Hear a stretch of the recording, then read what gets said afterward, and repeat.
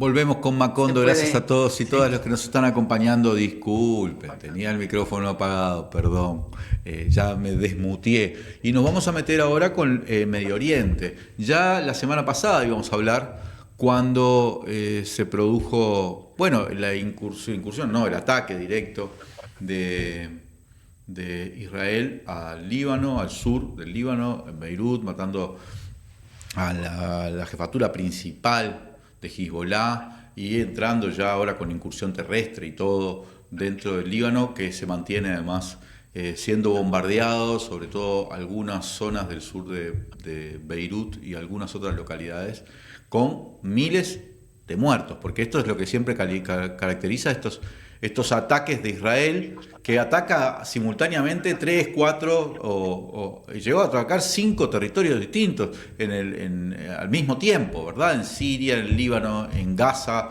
a los Houthis en Yemen, a Irán. Ahora, bueno, a Irán, esto es lo nuevo que se produce, que es el ataque de Irán sobre instalaciones militares y de inteligencia israelí con centenares de misiles hipersónicos que, no sé qué opinan ustedes, pero dieron por tierra la teoría de que el domo de hierro, esa protección israelí, era infalible, porque lo cierto que las imágenes son muy claras de que muchos de esos misiles se hicieron blanco en zonas militares israelíes cercanas a Tel Aviv y no pudieron ser detenidas.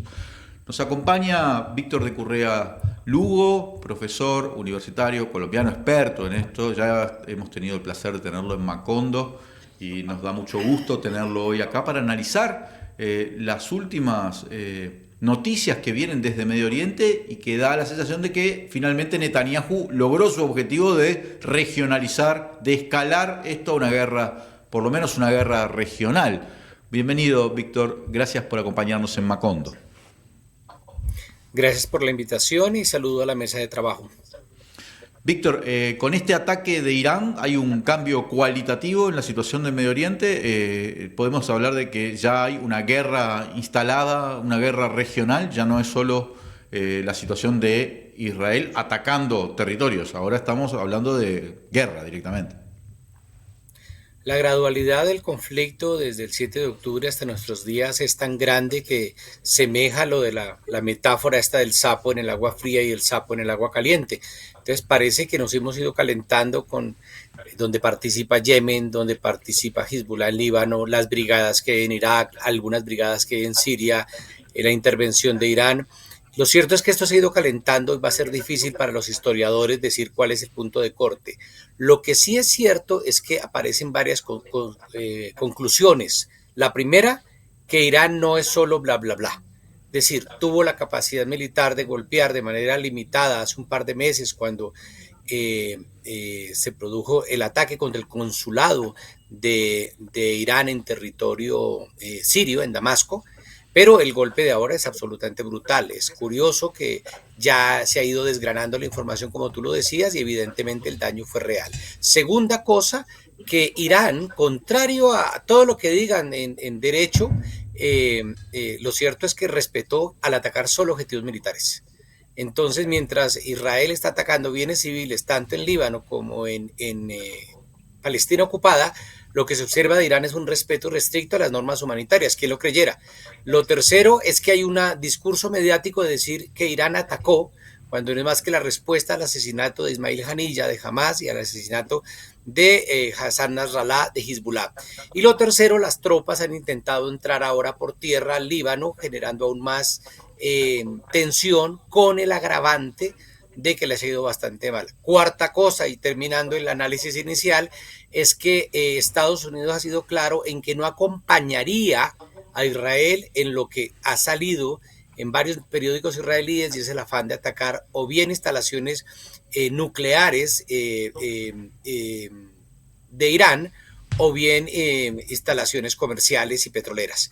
Entonces yo creo que todo está servido para que el escenario sí adquiera es un nuevo escalón, pero difícil saber si es más importante que el que viene o el que pasó.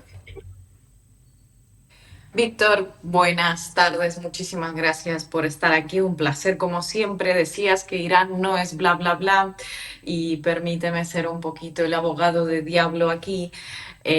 Al día siguiente, horas después de este ataque, precisamente han salido numerosas publicaciones, tanto en inglés como en español en algunos medios progresistas, incluso diciendo precisamente eso, que Irán es bla, bla, bla, en otras palabras, obviamente, diciendo que los sistemas de defensa que tiene Israel han derribado todo, que la cúpula de hierro invencible, onda de David, flecha uno, flecha 2, enumerando todo.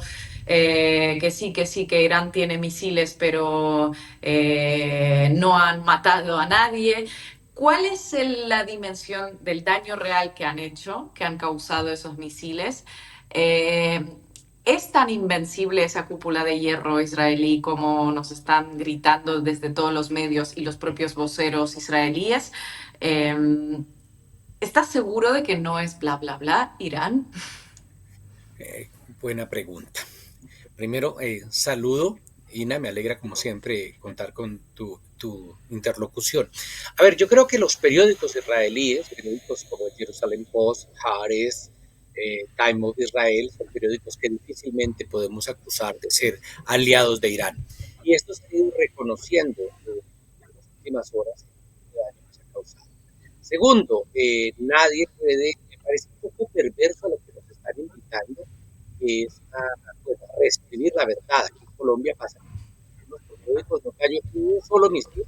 Hay emisoras de radio, pues que esto fue casi que la protección de Jehová con su manto sobre el territorio sagrado, porque no pasó, no se partió ni una uña. Lo doloroso de esto también es que nos están llevando al body count, al conteo de muertes. Y la pregunta es, ¿podemos considerar que un ataque cuando mata a civiles es mejor que cuando no los mata? Fíjate la perversión comunicacional a la que hemos llegado. Entonces, hombre, es que no mataron civiles. Pues muy bien que no hayan matado civiles, me parece lo ideal, me parece lo adecuado es que se respete las vidas humanas de las personas civiles. Sin embargo, a esa misma hora, por tercera vez en Gaza, Israel atacaba la misma escuelita de Gaza de Naciones Unidas, dejando 3 niños muertos que además hacen parte de un orfanato. Entonces, es la perversión que se da. La pregunta es, las fotos del ataque a los 3 bases militares aéreas, el ataque a varios arsenales de munición, el ataque al Mossad en las afueras de Tel Aviv, no es mentira. Esto no es un cuento y esto es real. La actitud de Israel ahora queda en que Irán le ha mostrado su capacidad. Ya no importa si Pedro, el de la esquina, o María, la de la mitad de la calle, nos cree o le cree o no cree. El problema es que Netanyahu sí sabe perfectamente que no fue una broma. Por eso se impuso una serie de medidas para evitar que el mundo se enterara, por eso hubo restricciones de que los colonos publicaran y los israelíes publicaran en sus redes sociales lo que estaba sucediendo. Sin duda fue un impacto bien hecho, pero además demostró su capacidad quirúrgica y su capacidad con contención. Si Irán fuera solamente bla, bla, bla, créanme que Israel ya hubiera contestado como suele contestar, porque no tendría un enemigo real. Que Estados Unidos se desmarque y diga, hombre, no lo vamos a acompañar en una aventura contra Irán, significa que reconocen el poderío militar de Irán, como se puede deducir de ese tipo de cosas. Si la capacidad de la resistencia como conjunto fuera bla, bla, bla, Israel estaría pasando barcos todavía hacia el Mar Rojo o por las aguas del Mar Rojo y no lo hace. O hubiera entrado ya de manera masiva al Líbano, cuando lo que se sabe es que decenas de soldados han sido muertos o heridos en la frontera entre Líbano y Israel. Ni siquiera han podido controlar los levantamientos de Tulkarm, no han podido controlar los levantamientos de Gaza. En Gaza, como ustedes saben, en Gaza City, sigue sin estar bajo el control absoluto de Israel. De Han Yunis se tuvieron que retirar las tropas. En Rafah no han podido entrar. El ejército más poderoso del mundo, casi un año después, no ha podido ni siquiera tomar el control de Gaza. Es decir, no solamente Irán no es bla, bla, bla, sino que Israel sí tiene mucho de bla, bla, bla en términos de lo militar. Víctor, buenas noches. La verdad que tengo muchísimas preguntas para hacer, así que voy a intentar hacer una nomás, tal vez sobre lo que está pasando antes que una proyección de lo que va a pasar, porque leía un artículo tuyo hace unos días que decía que esto cambia realmente muy rápidamente. Entonces, antes que lucubraciones sobre el terreno, ¿Cómo estás viendo la incursión, invasión de Israel en territorio libanés? ¿Cómo ves ese desarrollo, tomando en cuenta que Nasrallah fue asesinado, que hubo impacto sobre la dirección de Hezbollah, por lo tanto es una organización que está haciendo en este momento un recambio de su dirección? ¿Cómo estás viendo esa zona del conflicto, particularmente en Líbano, que ahí se está jugando algo clave? Porque Israel está dando un paso que también puede salirle muy mal.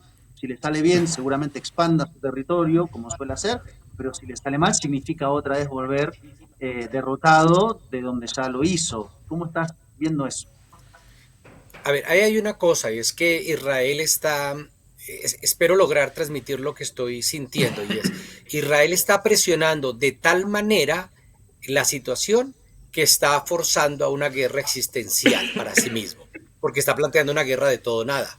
Mientras Irán plantea una contención o Yemen plantea una contención donde se puede negociar, Israel quiere quemar las naves. Y ese quemar las naves es profundamente torpe. Yo no sé, y esto no lo digo yo, lo decía hoy un analista en BBC y hace como una semana un general israelí, y es, Israel tiene una estrategia, o sea, ¿qué quiere Israel? Hace cosas, o sea, a nivel táctico, ataca a Hezbollah, mata a Nasrallah, mata a Haniyeh, bombardea aquí y allá, vale, pero ¿qué quiere? O sea, ¿qué es lo que busca?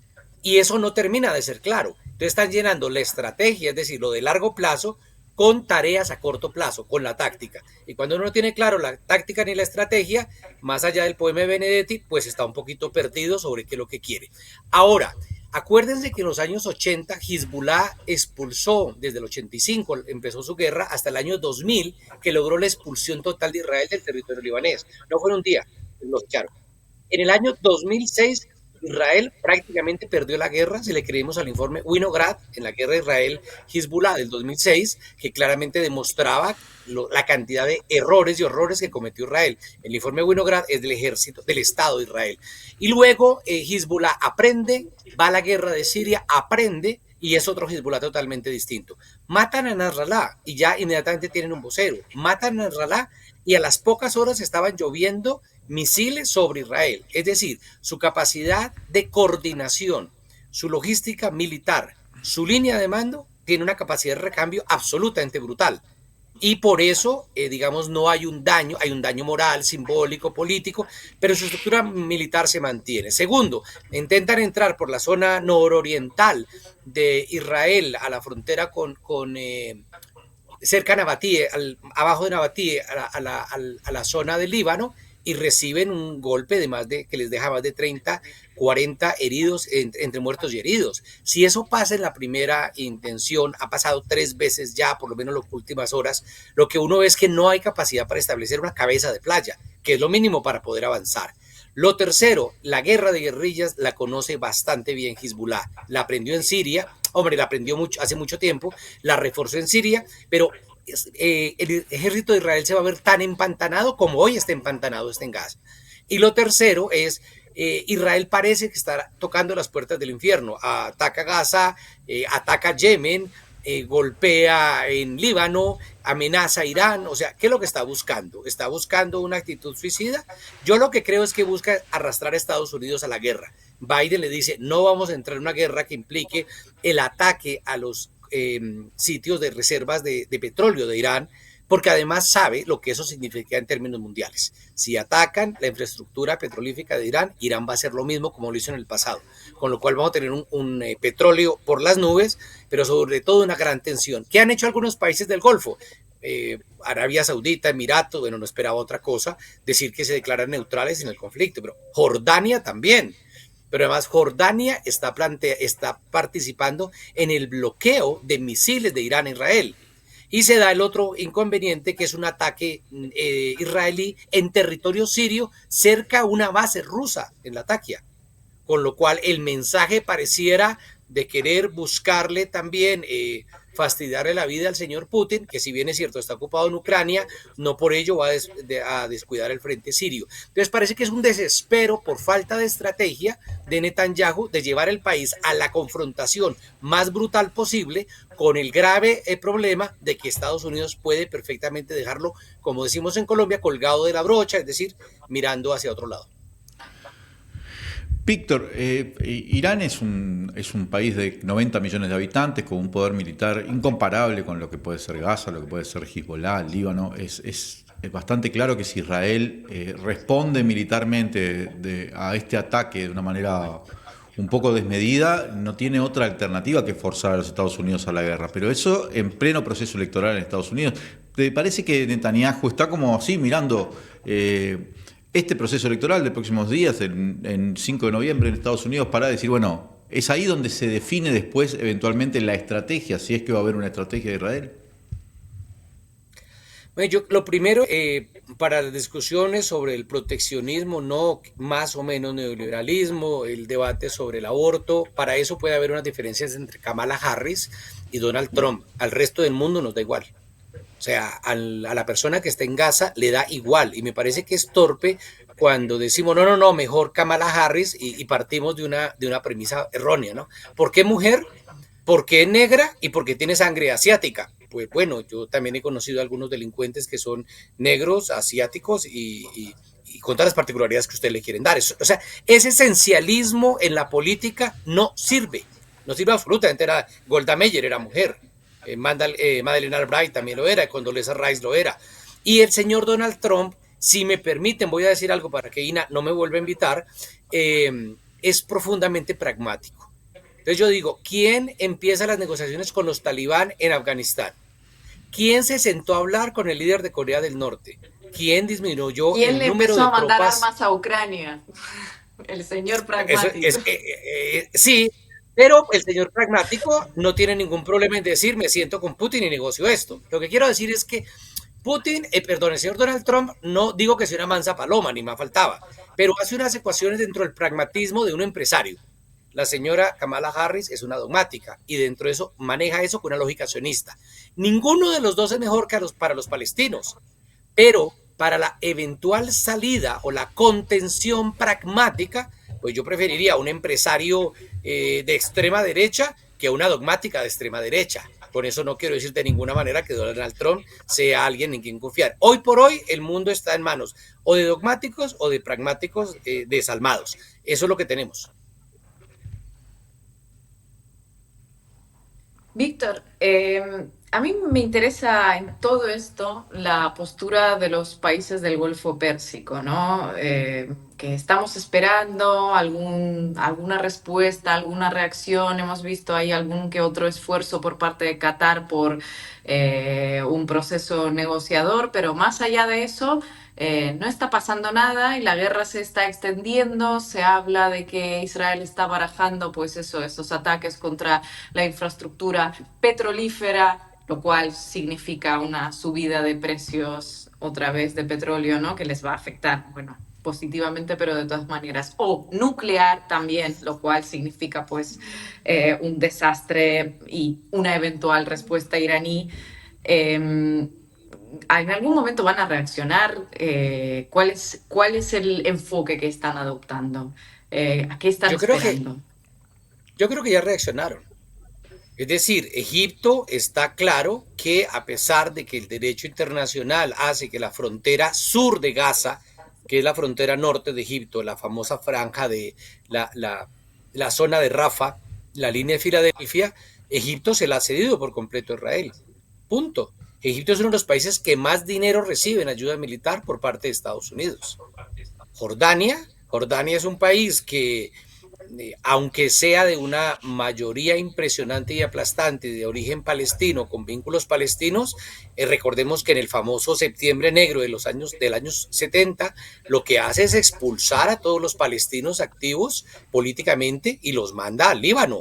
Es decir, la familia de Jordania tienen claro que ellos no van a apostar por la resistencia. De hecho, han participado en el bloqueo de misiles que vienen de Irán, pero además le han vendido alimento a Israel. Arabia Saudita, sabemos, no solamente que más que pro-palestino en la teoría, lo que sí es claro es anti-iraní en la práctica, con lo cual era de esperar que lo menos que podía hacer era declararse neutral, y lo interesante es que los países han dicho que no van a permitir que Estados Unidos use sus bases para ataques a Irán. lo que me parece más cuidadoso. Qatar juega desmarcándose además con las tensiones que tiene con Arabia Saudita a ser el gran negociador. Entonces está allí tratando de jugar a la negociación, pero en una labor que ha sido incluso criticada por el mismo Hamas. Más de una vez los dirigentes de Hamas han salido a decirle, oiga señor, eso que dice usted no es cierto, es de otra manera y a tener que corregirlo. Me preocupa Turquía. Turquía llegó a hablar incluso de cómo es posible que alguien debe trancar por medio de las armas a Israel, debe de tener un genocidio. Pero repito, algo que creo que ya dije en este programa, le bastaría cerrar el flujo de petróleo que viene de Azerbaiyán, que pasa por Turquía, y le quita el 70% del petróleo de Israel. Es decir, señores de Turquía, señor Erdogan, ¿usted de verdad quiere acabar con esto? Cierra la llave del petróleo. No amenace, no vocifere, sino vuelva a ser concreto. Pero Turquía no es más que la expresión, no es la excepción, pero la expresión de la región, y es una región profundamente tramposa. Es decir, ahí nadie está haciendo ni cuentas humanitarias, ni contando el número de muertos de Gaza, ni nada de eso. Está contando intereses estratégicos, intereses políticos y económicos y su relación con las grandes potencias. Claro, es importante que Arabia Saudita, yendo más allá, diga, voy a vender petróleo y no va a ser en dólares. Es muy importante que Arabia Saudita desarrolle una carrera militar en la que busca tener autonomía frente a las tropas de Estados Unidos. Es interesante que Arabia Saudita se acerque a Irán. Pero recordemos que todas estas monarquías unidas en el Consejo de Cooperación del Golfo tienen una característica por definición, son anti-iraníes, son claramente anti-iraníes. Entonces, en esta tensión juegan a quedarse en la mitad, pero habría que meter otra cosa y es la posición de los pueblos. Y es los pueblos musulmanes, los pueblos árabes de esa región están con la causa palestina diferente a sus gobiernos. Pero viene otra cosa, y aquí ya sé que tengo que ir cerrando, y es la creación de países. A ver, Irak tiene un poquito más de 100 años. Irak antes no existía como país. O sea, los países de Oriente Medio se los inventaron después de la Primera Guerra Mundial. Les inventaron que usted ya no es árabe más. Usted es sirio, usted es jordano, usted es libanés y usted no piensa más en cuanto árabe.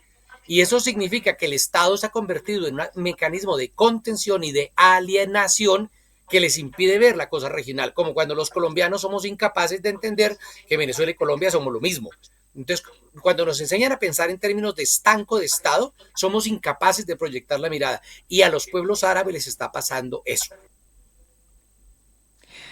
Víctor de Correa Lugo, muchísimas gracias de nuevo por estar en Macondo con nosotros. Esperamos contar contigo en próximas ocasiones. Muchas gracias, como siempre.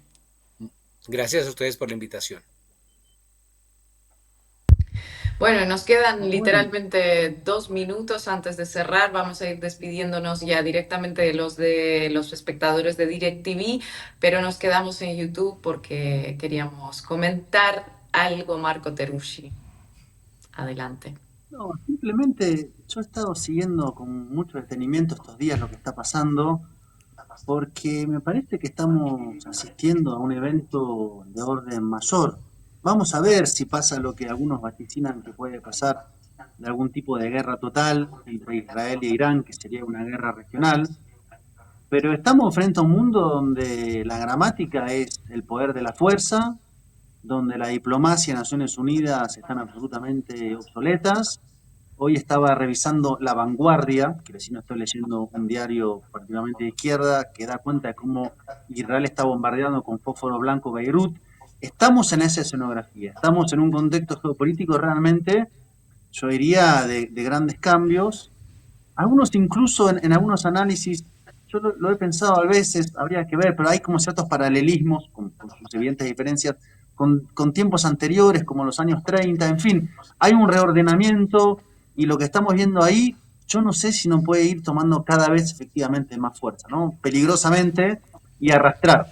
Y por último, Víctor decía algo, yo planteo la duda, porque se ha instalado, e incluso yo mismo en parte creo que es así parcialmente, de que Netanyahu quiere como arrastrar a Estados Unidos a un conflicto de orden regional. Y eso pondría de alguna manera a Biden en una posición de, bueno, está siendo arrastrado. Pero también hay otra mirada que dice, bueno, pero si hace un año que estamos asistiendo a un genocidio, si estamos viendo los avances de Netanyahu sobre líneas rojas, asesinando a dirigentes de la resistencia, avanzando sobre el Líbano, y sigue el flujo de armas, y no hay ningún tipo de cambio ahí, ¿Es realmente Estados Unidos un actor siendo arrastrado hacia? Porque si no lo plantea en ese lugar, y lo planteo como pregunta, como para ir como trabajándolo de cara a la construcción de escenario. ¿Es realmente eso? Y lo decía Víctor, en realidad, ¿qué cambian las elecciones en este orden de conflicto? ¿Un cambio en la administración va a modificar sustancialmente lo que a veces se está jugando? No sé, son preguntas que yo tengo para ir pensando lo que estamos viendo, que es dramático y nos involucra, aunque estemos lejos, de otro lado del Atlántico. Gran pregunta la que estás planteando sobre el flujo de armas y preguntándote si Estados Unidos es el actor que está siendo arrastrado o no.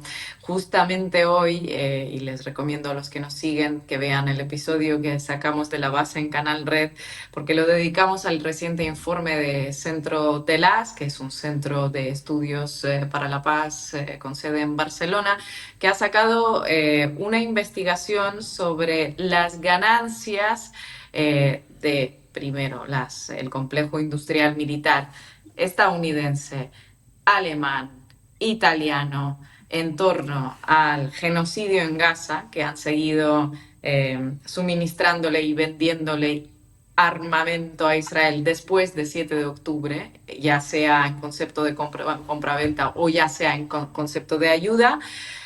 Y también enumera una serie de bancos españoles que están invirtiendo en esas armamentísticas que con cuya ayuda se perpetra el genocidio en Gaza. Entre otros, los principales son Santander y BBVA.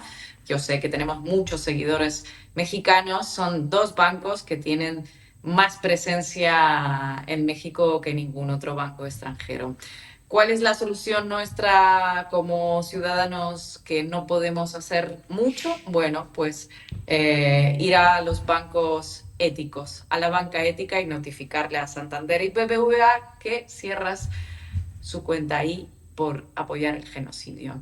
Pero les recomiendo que vean el informe y que vean el episodio de la base que si les interesa, porque hay una enumeración interesante de cuánto armamento, cuánto dinero, a qué empresas armamentísticas y en qué episodios las bombas estadounidenses han matado a palestinos, que vamos, es casi diario. Bueno, gracias Ina, gracias Marco, gracias a toda la comunidad que nos ha acompañado y nos vemos el próximo jueves, acá en Macondo.